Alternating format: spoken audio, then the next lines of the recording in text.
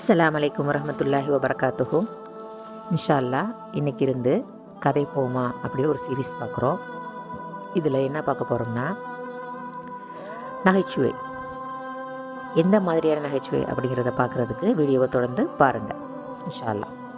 இன்றைக்கி தலைப்பு என்னென்னா, தவறு இழைத்தவர் பழத்தோட திரும்பினார், அதாவது பரிசோடு திரும்பினார் அப்படிங்கிற தலைப்பு.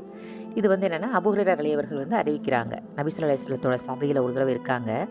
அப்போ ஒருவர் வர்றாரு. ஒருத்தர் சொல்கிறாரு, நான் தப்பு பண்ணிட்டேன், இதுக்கு பரிகாரம் இருக்கா அப்படின்னு சொல்லி கேட்குறாரு.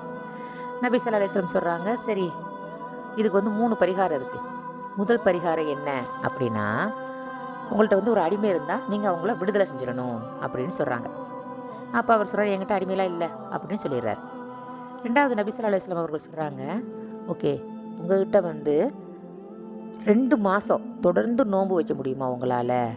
இல்லை என்னால் நோன்பு வைக்க முடியாது அப்படின்னு அவர் சொல்லிடுறாரு.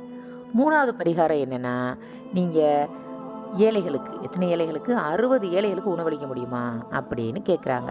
அதுக்கு அவர் சொல்கிறாரு, எனக்கு எனக்கு அதுவும் முடியாது சொல்லிடுறாரு.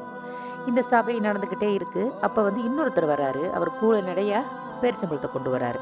அவர் நபி ஸல்லல்லாஹு அலைஹி வஸல்லம் என்ன பண்ணுறாங்க, அந்த பேரிச்சம்பழத்தை வாங்கி இந்த தவறு செஞ்சார் இல்லையா, அவர் கையில் கொடுத்து, சரி இதை கொண்டு போய் ஏழைகளுக்கு தர்மமாக செஞ்சுடுங்க அப்படின்னு சொல்கிறாங்க. அதுக்கு அவர் சொல்கிறாரு, இந்த ஊர்லேயே ஏழை என்ன தவிர வேறு யாருமே இல்லை அப்படின்னு சொல்கிறாரு. நபி ஸல்லல்லாஹு அலைஹி வஸல்லத்துக்கு சிரிப்பு வந்துடுது. நபி ஸல்லல்லாஹு அலைஹி வஸல்லம் சிரிக்கிறாங்க. சிரிச்சிட்டு சொல்கிறாங்க, சரி இதை கொண்டு போய் உன் குடும்பத்துக்கே கொடுங்கன்னு சொல்லிட்டு. அல்ஹம்துலில்லாஹ்.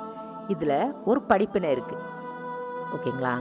இது படிப்பினை என்ன அப்படிங்கிறத நீங்கள் கமெண்ட் பாக்ஸில் தெரிவிங்க. இதன் மூலம் இதோட படிப்பினை என்ன அப்படிங்கிறத நெக்ஸ்ட் சீரீஸில் நாளைக்கு இதே நேரம் இன்ஷா அல்லாஹ் பார்த்துட்டு அடுத்த கதை போமாவுக்கு போவோம்.